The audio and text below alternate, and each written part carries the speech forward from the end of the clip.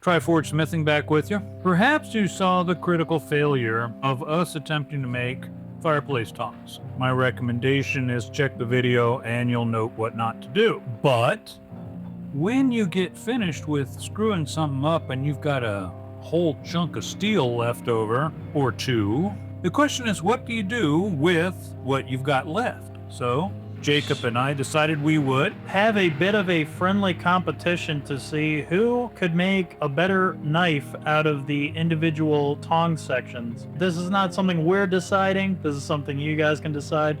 I will say that I think I would probably be disqualified if we were in a competition setting, considering I had to finish this today as opposed to the same day I made it, whereas he was able to get that whole thing out in one day. No modifications. I would say we were successful in what we were trying to do in order to make something new. Working on this particular knife, I was trying to, because if you look at our previous videos, almost all the railroad spike knives we have like very messed up necks. Like the joint between the actual handle and the blade is very much not a weak point, but visually it is a weak point. So I was trying to, with this one, hammer that in, trying a slightly different technique that Bruce actually used for his. Unfortunately, again, because his was straight and mine was not, it was very awkward to try to hold in that position, and it wanted to bounce around a lot, which could have just been me limp wristing it and not squeezing hard enough. Distinct possibility. It was just not wanting to do what I wanted it to do. And it was starting to cut the metal, which was something I was trying to avoid, and it was just a general pain in the ass. Once we'd gotten this shape overall, and I'd managed to two-edged this, then I wanted to put a nice serpentine twist into it, but I was working with round stock. So what I wound up having to do is flatten this by 50% throughout its length back to this point, and that gave me the width of these coils to be able to corkscrew, and you get that lovely little non-slip grip concept right there in the middle of the handle should your hands get wet. Any of you that have seen John Wick know exactly what I'm talking about. Yeah. That was what I wanted to do. This used to be, when we were trying to make tongs out of them, we had, we'd upset the back end of these pommels on both his and mine, giving them a great deal of mass. So when I finished this, I left that mass and simply ground it to a nice round edge and rounded this point off on it because it was distressing it. Yeah, upsetting it. Yeah, also we didn't actually upset these for the knives themselves. No. It was from the tongs. When we made them into tongs, we had upsetted the ends of each of the individual tong sections. We were just like, that would be a pretty good pommel area if we wanted to make knives, which actually inspired why we even started making these, because we were like, that's a big section of metal.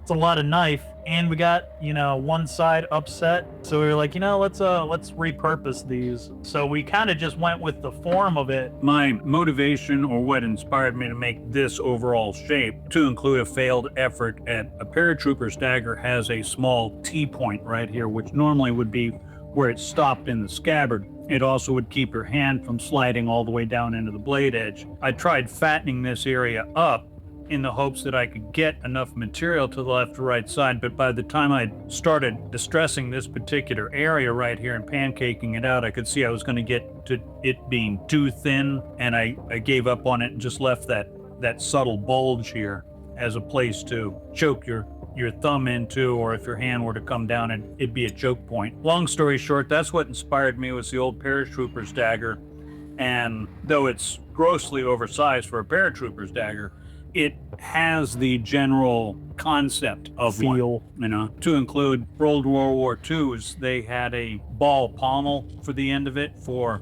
getting the attention of the opponent. Yeah, with a little swift crack on the for edge. getting the attention of your opponent. Excuse me, you're standing where I need to be. That's what motivated me for this one. Yours was Yaku? Yeah, so it did not look like this when I was done with it the day that I made it. I mean, this entire handle was curved, yes, but I didn't have a twist in it, didn't have the pommel done. It was a very interesting process. I intentionally put in the curve before I had even started pinning down the blade edge side of it. So what ended up happening was As soon as I started hitting the blade edge to thin out that part, that's when it started pushing it back into this kind of shape. As It's just metal kinda is fun. prone to do, when you start hitting one side of it, the Yeah. other side tends to run away. Swish away. I would say that this thing has a little bit less utility probably overall than his. I think Bruce's would have been more well-rounded. It has good reach. It's, straight, double-edged, really nice for that.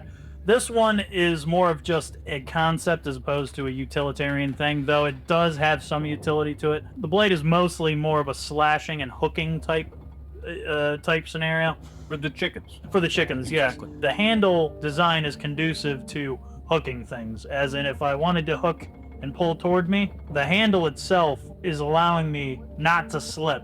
I can kind of lock it in, pull back, while giving you the leverage to actually go through with the motion without having to worry about your hand slipping or being disarmed or whatever by the chicken. Tough chicken. Intense close combat training. Exactly. You figure that out. I wanted it to have a bit more of a rustic look about it, so all I did was bring mine to the wire wheel grinder and buff it out to give it this utilitarian shine that it's got about it. The sheen that you see here is the fact that I have actually brought it back up to a very serviceable edge. Serviceable as in the sense that you can count your fingertip points on it, so I would call it sharp, all the way up to the tip, which has the same sort of bite to it. I wanted this one to have that sort of rustic look more than it being dime store polished blade. I wanted you to know that this was actually hand forged to see it. The only real reason why I ended up polishing this as much as I have, it built up quite a bit of scale, and unfortunately the pommel part of it had gotten covered with some sand and then cooked with the sand on it, creating this weird gloopy glass. Exactly. And so it was just very unsightly, so I started polishing it off. It kind of almost forced me into having to polish the rest of it, because then it just looked strange. His, it's nice because the pommel is a very separate part. You could see where the twist starts very distinctly. And the same thing over near the blade side of it. It's you can see it, this is isolated. It's a different part. But with my pommel, it was not separated in any meaningful way, so I kind of had to polish the entire thing, or else it just would have looked sloppy. It turned out pretty well, but it was very time-consuming and backbreaking. Hello. And it's raining, people. It's dangerously close to. On the grinder, it was actually not too bad. The best part about the wheel or the grinder in general was that the very top of it is rounded off, which allowed me to get pretty deep into this back kind of hook section. It wasn't perfect, so I had to do some adjustments in, I guess, where I was placing the blade on the grinder. But overall, it got in there pretty good. It wasn't as hard as I expected it to be initially. The sharpening, I will say, is, especially for someone who's not particularly experienced in it, it was tedious on the side that is, the actual full blade side. It was able to get done, but it turned out very good when we had first done it, before I did all the prettification of the handle of it and the pommel. The blade was very nice. It worked very well. One of the other benefits of this knife is the fact that accidentally I made it to where it was dangerously close to perfectly balanced at this point.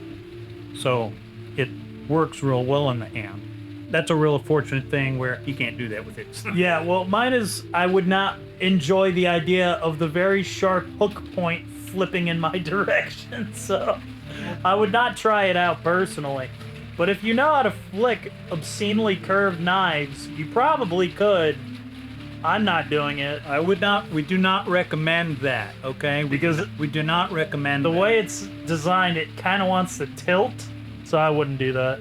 I'm not doing it.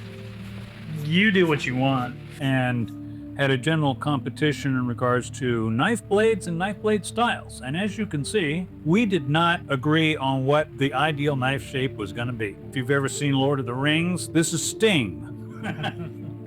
It's a short sword. More than it's a knife, because its overall length is ridiculously long. It turned out surprisingly well.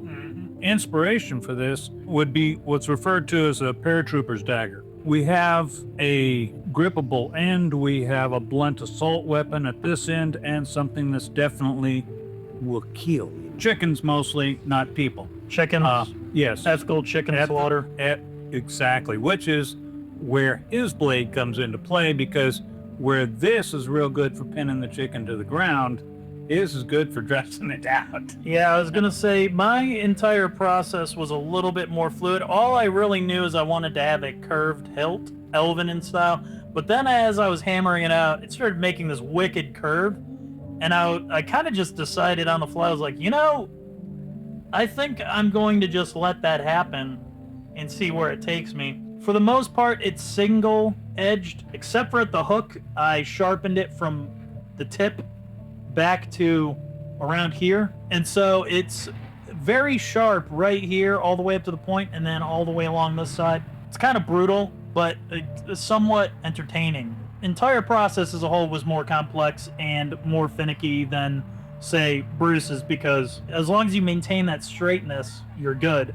All of the twisting and such creates very hard places to polish, and it also makes the sharpening process a little bit more complex for someone who's not particularly skilled in it. Yeah, you folks tell us. Tell us who wins. Oh, also look to the website. We'll probably be putting these up. Give us an idea what you think the price might need to be for them, because we haven't ever done anything like this. Yes. Goes to the highest bidder. You need to be at least 18 years of age or older to get either one of these. For slaughtering chickens, yes. Well, of course. Exactly. I mean, if you've got chickens on your farm or ranch, excellent tool. Get both of them. Yes. You can use this one to pin the chicken to the ground, and that one for, what's the word? Exsanguination.